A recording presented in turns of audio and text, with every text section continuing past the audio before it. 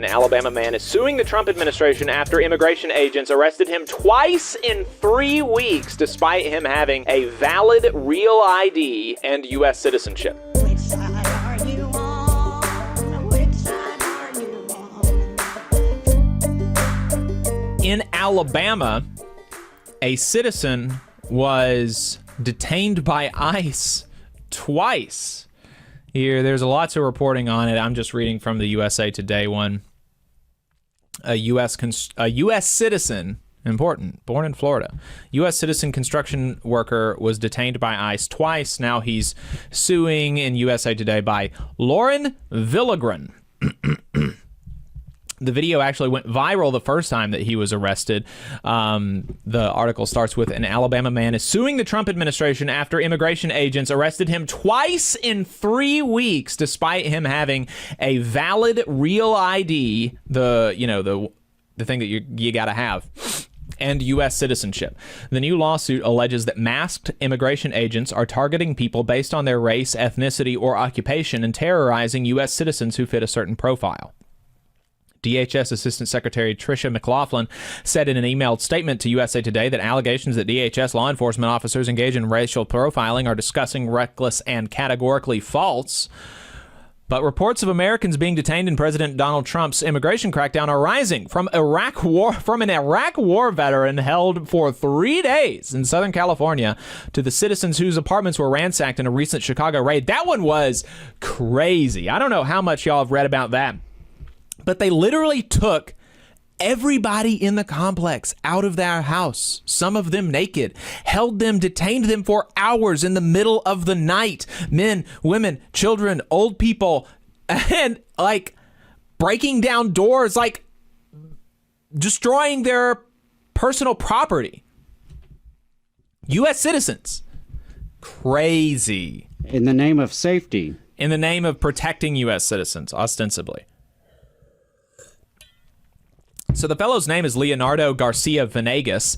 He said, I'm suing because it's not right what they did to me. I don't want it to happen to anyone else. The lawsuit is asking a judge to block DHS policies that allegedly permit agents to target people on private property without a warrant who fit a racial or ethnic profile. Garcia Venegas is also seeking unspecified damages. And so then they talk about the facts of the case. Back in May in Foley, Alabama, he was preparing to lay the foundation for a new home, and 5 agents in camouflage, 3 wearing masks, rushed onto the work site around 8 a.m. There were 2 crews on site, according to the complaint, and 5 Latino men, including Garcia Venegas, were there to set the foundation. A separate crew of folks were there to deliver the concrete. And the complaint alleges that without a warrant, officers ran right past the white and black workers, of which there were multiple, and went straight for the Latino workers. When Garcia Venegas started filming the arrests with his cell phone, an agent grabbed him by the arm and forced him to the ground. 2 more agents rushed over and held him to the ground. He shouted that he was an American citizen. I'll show you my papers now, he told them. The first agent fished Garcia Venegas' wallet out of his pocket and found his real ID, an active driver's license only available to U.S. citizens and lawful residents, compliant with federal guidelines. And according to the complaint, agents alleged the ID was fake and held him in handcuffs for more than an hour, and then it happened again. Not 2 weeks after he returned, because he stayed off the job for a while because it shook him, right? As you know these guys, jackbooted thugs coming up and wrestling you to the ground, detaining you for over an hour, shook him. So he took a couple of weeks off. Then he was back. On June 12th, Garcia Venegas was working inside a partially finished home, headphones on, listening to music. Agents spotted him working through the bedroom window, thought he fit the DHS's generalized profile of an undocumented worker, and entered the home through an unlocked door without a warrant. They led Garcia Venegas outside. He showed them his Alabama-issued real ID, and again, they said it could be fake. They marched him to their vehicle and detained him for 30 minutes before determining his real ID was authentic. I mean, this is just, how do you say that's not racial profiling? An American citizen 2 times in 3 weeks being detained because he looks like an undocumented immigrant. I mean, it's just crazy. Not good. And somebody said, here, who is this person? Grace Resendez McCaffrey, publisher of a Spanish-language newspaper distributed in Baldwin and nearby counties, said, "You are left to prove you are not undocumented," right? We're supposed to be innocent until proven guilty, and yet brown folks have to prove that they are not undocumented. That is the reality that they are living in right now.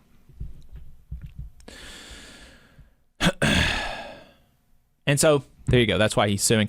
And this also brings up, just the generalized sort of impact that this is having on the economy. There was some reporting in AL.com. Alabama construction industry may face devastating worker shortage under Trump administration crackdown. And this is really funny. We've been talking in the program about, there's some Marxists have some ideas, and we agree with some of them, and we disagree with others about different things. But this article, the quotes that are attributed to the construction industry folks are really just almost like what a Marxist would say capital wants, right? Because the left-wing critique of the immigration policy of the United States has always been that capital wants not open borders. Capital actually does not want open borders. Capital wants porous borders that people can get in without rights. They want a huge section of the workforce to be coming here without any rights to live in the country so that they can exploit them. They can pay them less than they're worth. They can subjugate them. They can put them in conditions that most people would not agree to. They can sexually harass them. They can verbally and physically abuse them. And then if an immigrant gets uppity about it, they can call ICE and get them kicked out of the country and then replace them with another undocumented immigrant, right? That's actually what capital wants. Capital does not want open borders where everybody has an equal right to be here. They want porous borders where an underclass of people are able to come without rights. And that's basically what these construction industry leaders say to in front of God and everybody. It's just crazy. So here's what they say, quoting from them. We want to work with President Trump. Harrison, who owns a construction company in Tuscaloosa, said he has heard the same concerns about a workforce shortage from leaders in other industries, including manufacturing and agriculture. They have talked to elected officials about the problem and possible solutions. We've been to Montgomery. We've been to Washington, Harrison said. We sat down with all of our representatives that would sit down with us, which was the majority of them. And I just want to flag that for people. These construction industry bosses were able to sit down with the majority of their elected representatives. Hey, 5 seconds. Just wanted to say that this is only possible because of our donors. If you want to see more of this, then consider donating yourself at tvlr.fm/donate. How many people can say that they can secure an audience, even secure a much less like get them to do what they want? How many people, how many types of organizations can secure an audience with a majority of your elected representatives? Not very many. Sat down with both of our senators, Britt and Tuberville. All right? Securing an audience with them is not nothing, right? And our cause was not, hey, we want everybody to get citizenship. That's not what we're wanting. What the industry wants, Harrison said, is to better identify the bad actors and create a way for other immigrants to remain in the country and work under certain conditions. Those conditions being basically that they want, these people not to have rights, for the bosses to be able to do whatever they want and exploit them. And they even talk some about a little further down in the article. They say that the idea, Harrison said, would include a requirement for undocumented workers to go through a screening process to determine they are who they say they are and then pay restitution, perhaps $15,000 over a 4-year period in order to be able to remain in the country and work. As if working in this country, when you're an undocumented immigrant, the vast, vast, vast majority of them pay income taxes. They pay their taxes, right? But they do not have a subsequent right to get the benefit of those taxes. They do not qualify for Medicare or Medicaid or Social Security. So they pay all this money into the system, and then they don't get any of that out of it. So as if that's not good enough restitution, he wants another $15,000 again, and on the worker, not on Harrison. Harrison's not saying that they should have to pay restitution because they exploited an underclass of people.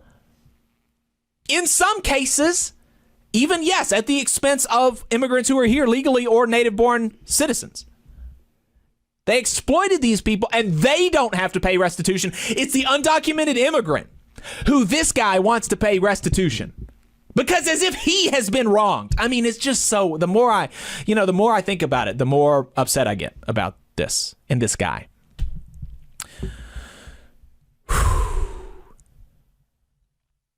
So yeah, I mean that's basically it, so they're like really talking about how what's going on is bad, all these immigration raids are bad for business, we want to continue to be able to exploit these people but make sure they don't have rights, etc., etc. Yeah, really bad, not good what's going on here. And those are the reasonable moderates, right? Right. Right. Yeah, Benjo says, I still haven't seen a single boss get arrested. That's true. That's true. Did you see about the apartment building that was invaded by ICE in Chicago? Yeah. Saw that. Talked about that just a bit. Yeah, and I saw the Iceman's comments. You're welcome to call in at 844-899-TVLR. Tell us what's on your mind. Welcome to. Yeah. What good is a union if everyone can come here? Use your brain. Yelling isn't convincing anybody. Minnie Mao. Not a Maoist, actually. But, and so this is the thing. I am not saying that we should have open borders. Not saying that. Right? I mean, I think that there's an argument that might cause like too much problems. I'm not saying that. I don't really have like an ultimate thing and like an ultimate like exact policy prescription about immigration. Although I do think that we could say that it would the ideal thing if we lived in an ideal world, and maybe we'll never live there, right? But in an ideal world, anybody could live kind of wherever they want to. Right. I mean, that would be and if you don't agree with anybody could live wherever they want to, then you're not, you're kind of fundamentally opposed to kind of freedom. Right. That would be the ideal. And there are reasons that we can't have ideal things. Right. And I recognize that. But what I'm saying is that it is bad that we have an underclass of people who can be exploited by the boss. And it would be better, especially for the ones that are already here, if we gave them legal status so that then they could assert their rights. And I mean, immediately, like overnight, if you gave these people legal status, their working conditions would improve immediately because then they can go and work anywhere else, right? You immediately improve their working conditions, and by proxy, you increase competition among employers in the area, and everybody's working conditions are going to improve. Now, this is not an argument about how many more people should come, how many more people should go, blah, blah, blah, blah, blah. But the people that are here, especially the ones that have been here for a long time, contributing to the economy, et cetera, there's not reason to get rid of them. We have had a very low unemployment rate. We have the highest unemployment rate now since the pandemic started under Trump. Native-born workers actually have a lower employment rate now than they did a year ago. And so the theory that going around and terrorizing immigrants is going to redound to the benefit of native-born people, like that theory is being put to practice now, And it is not working. We are not seeing more American-born people getting jobs. Actually, less native-born people have jobs now than they did a year ago, both as an absolute number and as a percentage of the workforce. Yeah. So, I mean, it's not even working on those grounds.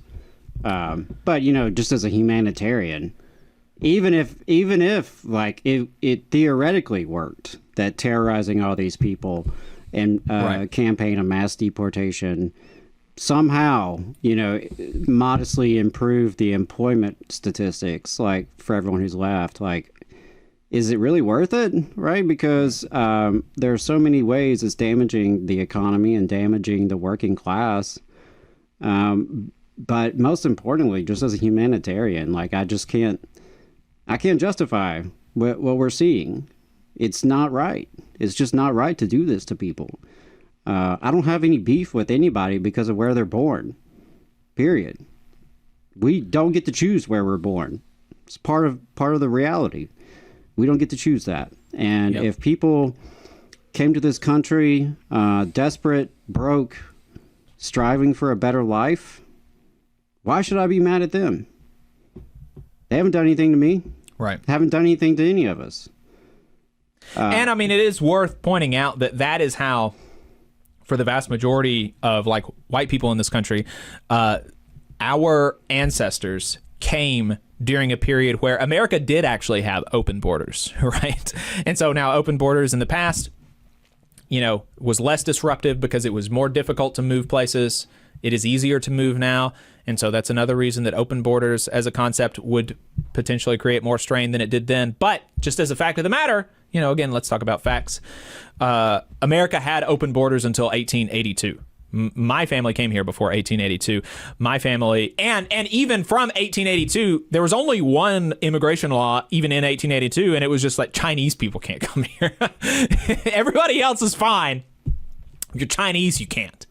And so we didn't get any more immigration laws until, what was it, like the 1910s or 20s or something? And so, you know, for most of us, most white people in this country, you know, when people talk about like my people did it the right way, your people did it literally exactly the way that other people, that undocumented immigrants are doing it now. And they just came here. They just came here. And that's how it happened. There was no process. So yeah, Quirky Geek Girl says blaming immigrants is the oldest trick in the book to distract you from what the bosses are really doing. Amen, sister. You just saw a clip from the Valley Labor Report. We are live every Saturday morning from 9:30 a.m. till 12:30 p.m. And we pride ourselves on keeping all of our content free to everybody so that we can talk to as many working folks as possible. If you support the work that we're doing, you think that it's important, you think that it's good, then consider making a monthly contribution to the project, and you can do that on our website, tvlr.fm.